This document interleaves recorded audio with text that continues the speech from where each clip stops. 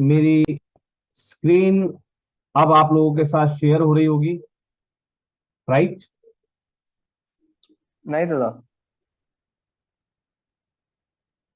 Just moment, share screen, basics. Yes, अभी हो रहा है। राइट।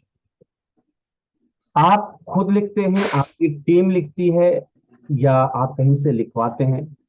यहां पर होते हैं आपके फोन्ट्स, जिसके अंदर मैंने आपको दो फोन्ट्स बताए हैं।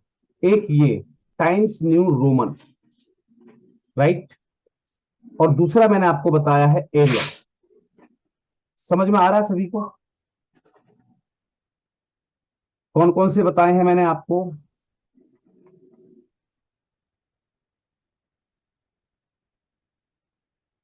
पहला है आपका टाइम्स न्यू रोमन, सॉरी मैं मार्क कर देता हूं सिर्फ, this one and this one.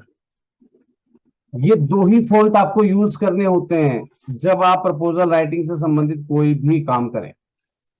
इसके अलावा किसी भी फॉन्ट को किसी भी रूप में यूज मत कर लीजिएगा। ये चीज क्लियर हो गई सभी को?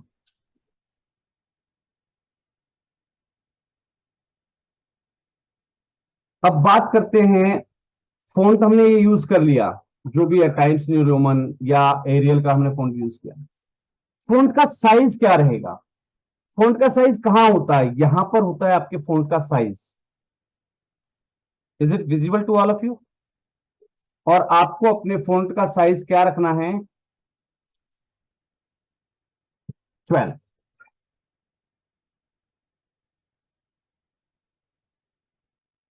गलत प्रेमा जी, गलत। जनरल फॉन्ट साइज आपका 12 रहता है। 16 to 18 वो किस कंडीशन में रहता है वो आगे आएगी, फिर बताऊंगा मैं। ठीक है जी। आपका जो फॉन्ट साइज क्या रहता है वो रहेगा हमेशा 12।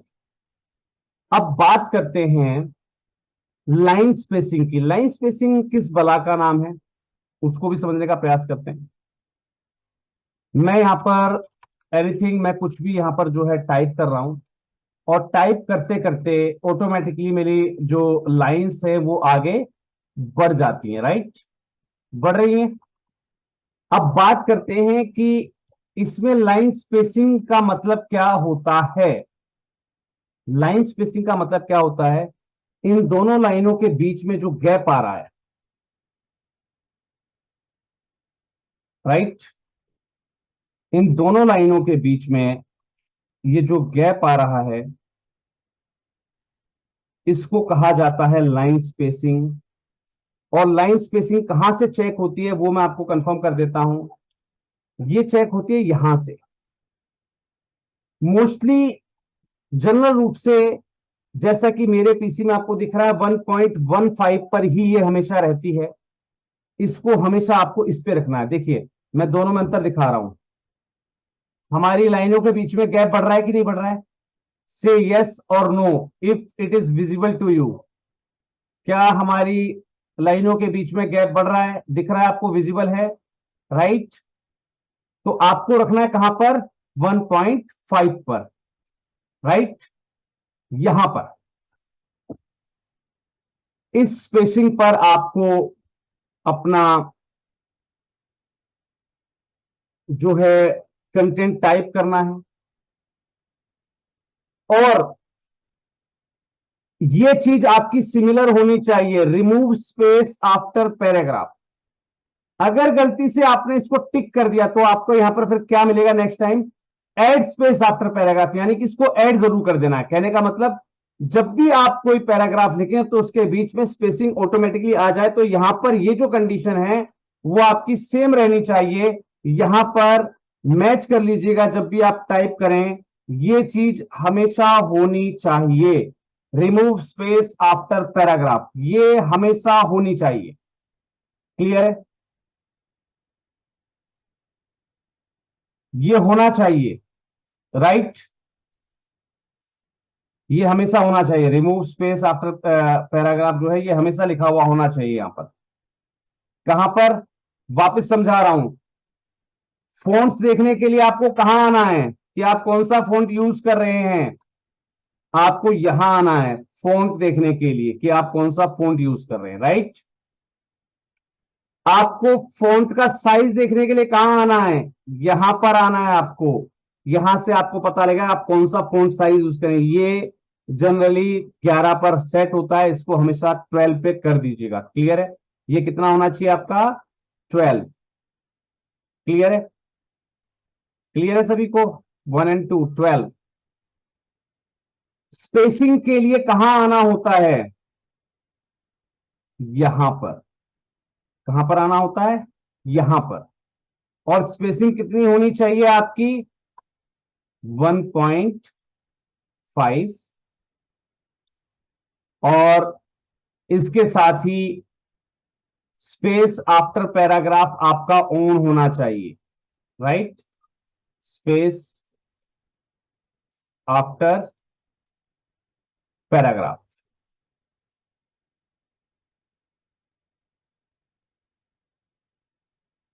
क्लियर है, स्पेस आफ्टर पैराग्राफ आपका ऑन होना चाहिए, यानी कि ये जो चीज है यहां पर ये सेम एज इट इज होनी चाहिए जैसा आप इसको देख रहे हैं, रिमूव स्पेस आफ्टर पैराग्राफ, यही चीज लिखी होनी चाहिए। ये आपको लाइन स्पेसिंग यूज करनी है 1.5 की।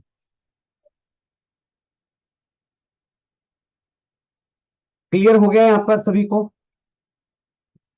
चलिए जी, इससे फर्क क्या पड़ता है उस पर बात कर लेते हैं। अगर मेरा वो चीज ऑन है तो जैसे ही मैं यहां पर एंटर दूंगा तो नेक्स्ट लाइन के बीच में, यानी कि जैसे ही मेरा पैराग्राफ, जब हम एंटर देते हैं, एंटर का मतलब होता है हम एक नए पैराग्राफ में आ चुके हैं, तो एक पैराग्राफ और दूसरे पैराग्राफ के बीच में एक पर्टिकुलर स्पेस होता है, जिस स्पेस को आप यहां पर देख पा रहे हैं।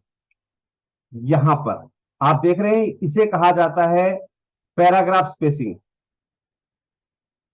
राइट। और ये जो कहलाती है ये है आपकी लाइन स्पेसिंग। दो लाइनों के बीच में स्पेस वो कम दिखेगा आपको, और पैराग्राफ के बीच में एक ज्यादा स्पेस आपको देता है, right. Here is a more space. तो हमें ऑटोमेटिकली पता लग जाता है कि कहां से हमारा नया पैराग्राफ स्टार्ट हुआ है, राइट। More space. राइटिंग मेरी खराब है भैया, उस पर मत जाना प्लीज। More spacing, right. चलिए, यहां तक क्लियर है सभी को। अब इसको लगाना किस पर है, इसको लिखना किस पर है, क्या ब्लैंक पेज पर, नेवर। हमेशा आपकी संस्था के लेटर हेड को यूज कीजिए। क्या यूज करेंगे, always use your letter head for cover letter, right. हमेशा अपने कवर लेटर के लिए हमेशा अपने लेटर हेड को ही यूज कीजिए। क्लियर हो गया सभी को। और एक विशेष चीज कि इस लेटर हेड के अंदर दो चीज मुख्य रूप से मेंशन होनी चाहिए ही चाहिए जब आप कवर लेटर की बात कर रहे हो। बाकी चीजों के लिए नहीं कह रहा हूं, सिर्फ कवर लेटर। यहां पर दो चीज मुख्य रूप से आपकी इंकित हो। उस लेटर हेड पर आपके संस्था का एक तो पैन नंबर आवश्यक रूप से, मैंडेटरी रूप से जो है इंकित होना चाहिए। और दूसरी जो चीज है वो होनी चाहिए आपकी दर्पण आईडी। क्या होनी चाहिए दूसरी चीज आपकी, दर्पण आईडी। ये मुख्य रूप से आपके लेटर हेड पर होनी ही चाहिए, स्पेशली जब आप एक कवर लेटर को डिजाइन कर रहे हैं या करवा रहे हैं। क्लियर है, यहां तक सभी को क्लियर है, यहां तक क्लियर है सभी को।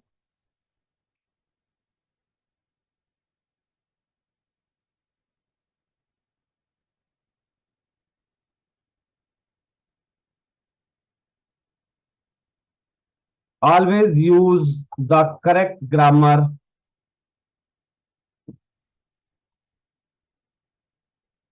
and language.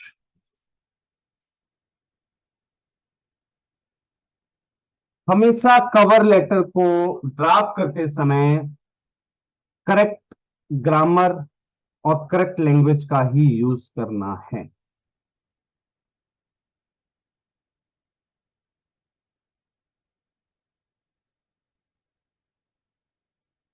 नहीं, कोई भी CSR 1 का जो नंबर है वो यहां पर इंकित नहीं होगा। यहां पर मुख्यतः आपके लेटर में होता क्या क्या है, मैं एक नॉर्मल सी, हालांकि हमने केसबुक सीरीज 1 में ऑलरेडी बताया हुआ है, पढ़ाया हुआ है, सिखाया हुआ है, लेकिन हम बात करते हैं कि हमारे लेटर हेड के अंदर होता क्या क्या है। चलिए,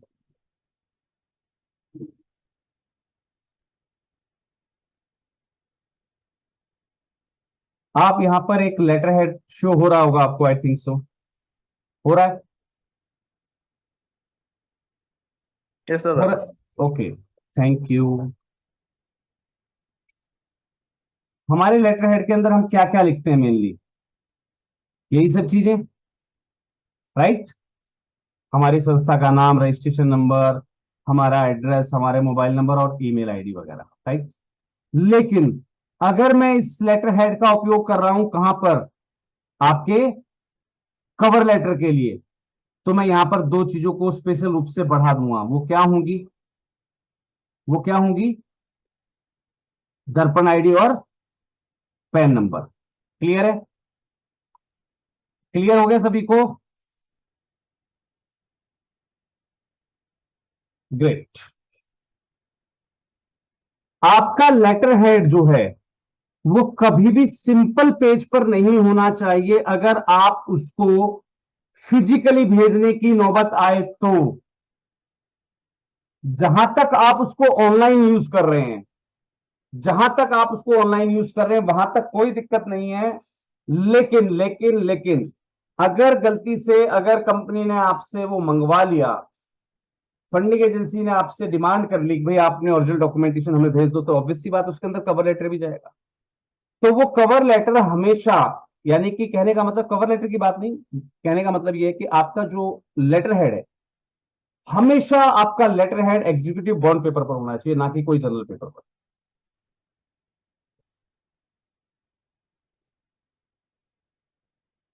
आपके कवर लेटर, सॉरी, आपके लेटर हेड के लिए हमेशा एग्जीक्यूटिव बॉन्ड का यूज कीजिएगा। यहां तक क्लियर है सभी को? यहां तक क्लियर है सभी को? Great, thanks a lot. अब कुछ चीजें, कुछ विषयों के बारे में मैं यहां पर आपसे बात करने वाला हूं। क्या, कवर लेटर को हमेशा साफ सुथरे तरीके से और बढ़िया तरीके से फॉर्मेट करते हुए तैयार करना होता है। लेकिन कवर लेटर को आप जब भी तैयार करें, राइट, इसको हमेशा प्रपोजल पूरा लिखने के बाद तैयार करना है। यही बड़ी गहरी चीज है। आता ये हमारे प्रपोजल में सबसे पहले नंबर पे है, लेकिन इसको तैयार सबसे लास्ट में किया जाता है। आप अपने लेटर हेड को कभी भी अपडेट कर सकते हैं। आप अपने लेटर हेड को कभी भी अपडेट कर सकते हैं, कोई दिक्कत।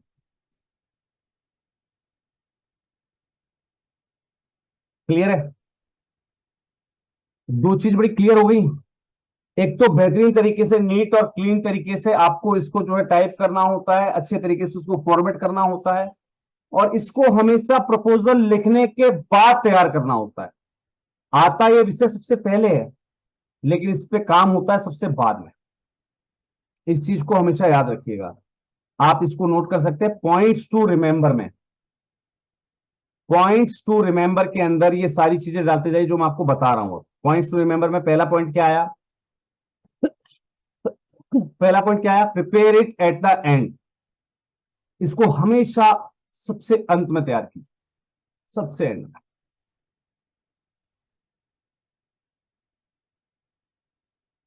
सेकंड चीज क्या है इसके अंदर, इसको नीट और क्लीन रूप से और बढ़िया तरीके से फॉर्मेट करते हुए तैयार करना है, आप वेल फॉर्मेटेड होना चाहिए। दो चीज होगी क्लियर। अब तीसरी बात क्या आती है कि जब आप इसकी शुरुआत करें, आप संबंधित व्यक्ति जिस फंडिंग एजेंसी को आप भेज रहे हैं उसके कांटेक्ट पर्सन के नाम से आपको स्टार्ट करना है। कांटेक्ट पर्सन, राइट, उसका टाइटल, कांटेक्ट पर्सन का नाम, उसका टाइटल, फंडिंग एजेंसी का नाम और उस फंडिंग एजेंसी का कंप्लीट पोस्टल एड्रेस वहां पर जरूर इंकित होना चाहिए एक कवर लेटर के ऊपर। क्लियर है? एक कवर लेटर के ऊपर जिस व्यक्ति को आप भेज रहे हैं उसका नाम, उसका पद क्या है, यानी कि वो सीएसआर हेड है, एचआर है, किसी कंपनी का डायरेक्टर है, किसी कंपनी का ओनर है, हुएवर ही इज या शी इज, उसका पद डालते हुए उस कंपनी का नाम डालना है और उस कंपनी का या फंडिंग एजेंसी का आपको एड्रेस डाल देना होता है। क्लियर? अब यहां पर गौर करने वाली कुछ चीजें हैं जिनको मैं आपको साथ स्क्रीन पर शेयर करना चाहूंगा। राइट, मान लीजिए मैं यहां पर डियर मिस्टर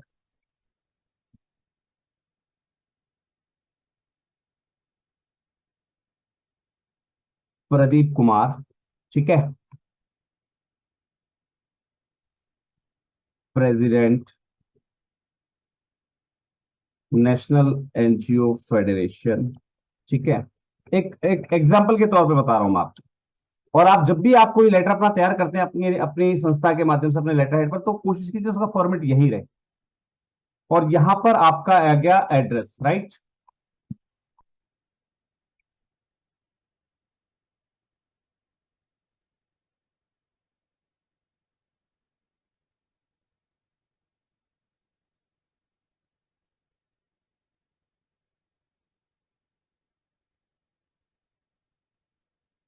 मान लीजिए यहां तक तो हमने लिख दिया। क्लियर है? इसको हमेशा बोल्ड रखना है, जिसको आप रेफर कर रहे हो उसको हमेशा बोल्ड रखना है। अब अब क्या करना है, अब हमें, सॉरी, यहां पर हमें पहले केवल नाम लिखना है, सॉरी, ध्यान दीजिएगा, वहां पर हमें सिर्फ पहले नाम लिखना है। मैं स्पेसिंग जो है कम कर देता हूं, राइट। अब यहां पर हम जब करते हैं डियर, राइट, डियर मिस्टर, तो मैं यहां पर अब दोबारा उनका पूरा नाम ना लिखते हुए यहां पर उनके लास्ट नेम का यूज करूंगा। लास्ट नेम क्या दिख रहा है मुझे यहां पर, चैट बॉक्स में बताइए क्या दिख रहा है मुझे वहां पर लास्ट नेम।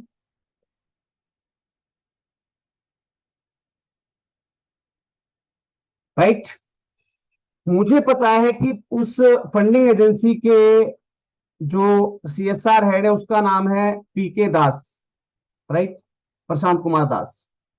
तो मैंने लिखा प्रशांत कुमार दास, जनरल सेक्रेटरी फलाना कंपनी या सीएसआर हेड फलाना कंपनी, उसका एड्रेस डाल दिया। उसके बाद जब मैं डियर से स्टार्ट करूंगा तो वहां पर मैं लिखूंगा डियर मिस्टर दास। क्लियर है? ये चीज क्लियर हो गई? चलिए, अब बीच में हमें अपना कंटेंट डाल देना है। कंटेंट डालने के बाद लास्ट में हम जब योर सिंसियर, हम क्या करते हैं, मैं फिर से स्क्रीन पर आ जाता हूं।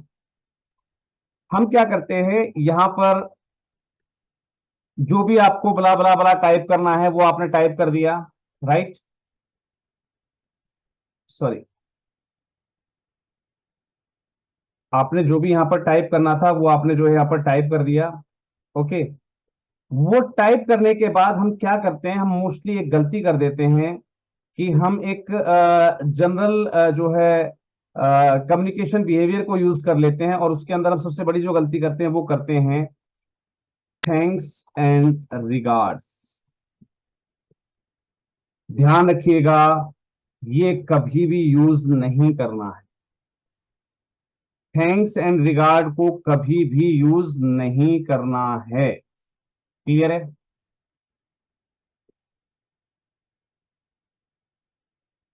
सर अभी मैं कंटेंट की बात करूंगा। मैं फिलहाल जो हमारा स्टार्टिंग सेशन है और जो हमारा एंडिंग सेशन, मैं अभी वहां की बात कर रहा हूँ। राइट? मैं यहाँ पर सिर्फ संबोधन की बात कर रहा हूँ, किसको हम कैसे संबोधित करते हैं, मैं सिर्फ उस टॉपिक पर आया हूँ। भाई मैं कंटेंट की बात ही नहीं कर रहा, मैंने तो कम कंटेंट की कोई बात ही नहीं की है यहाँ पर। राइट? तो थैंक्स एंड रिगार्ड्स ना यूज करके हमें यूज क्या करना होता है? सिंसियरली। क्लियर है? आपको यूज क्या करना है? सिंसियरली। ये चीज क्लियर हो गई? उसके बाद हम क्या करते हैं, हम यहां पर कर देते हैं मिस्टर एस के यादव। याद रखिएगा, जब भी आप किसी फंडिंग एजेंसी या किसी सामने वाले व्यक्ति को जो आपसे सुपीरियर है, आप जब उसको लेटर लिख रहे हो, तो आपको अपने नाम के साथ कभी भी, you are the requesting agency right, कभी भी यहां पर मिस्टर मिसेज या मिस यूज नहीं करना है।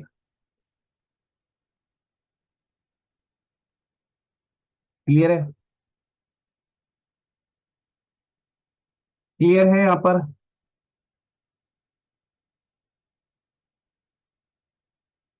ग्रेट,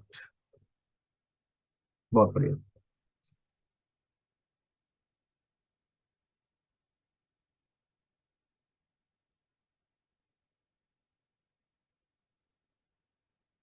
अब हम बात करेंगे कि इसके अंदर हमें लिखना क्या होता है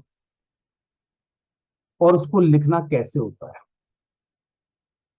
आई थिंक सो अभिवादन से संबंधित, यानी कि ग्रीटिंग से संबंधित चीजों को आप बेहतरीन तरीके से नोट डाउन कर चुके होंगे कि हमारा अभिवादन का जो, ग्रीटिंग का जो हमारा प्रोसेस होता है या ग्रीटिंग का जो हमारा तरीका होता है, वो कैसा होना चाहिए। ये चीज समझ में आ गई है कि जब भी हम सामने वाले व्यक्ति को लिखेंगे तो हम डियर के साथ उसका सरनेम यूज करते हैं। राइट? जब भी हम अपनी फंडिंग जो है रिक्वेस्टिंग एजेंसी के या जो व्यक्ति ड्राफ्ट कर रहा है उसके बारे में जब हम कोई जानकारी लिख रहे होते हैं, तो हम उसके नाम के साथ कभी भी मिस्टर का यूज नहीं करेंगे। हमारी खुद की, याद रखिएगा, किसकी? हमारी खुद की, जो हमारी कंपनी है, हमारी जो एनजीओ है, उसके नाम के साथ हम जो है मिस्टर या मिसेज ये नाम यूज नहीं करेंगे। जो व्यक्ति वहां पर उसको रिप्रेजेंट कर रहा है, यानी कि जिस व्यक्ति के माध्यम से, जिस व्यक्ति के नाम से वो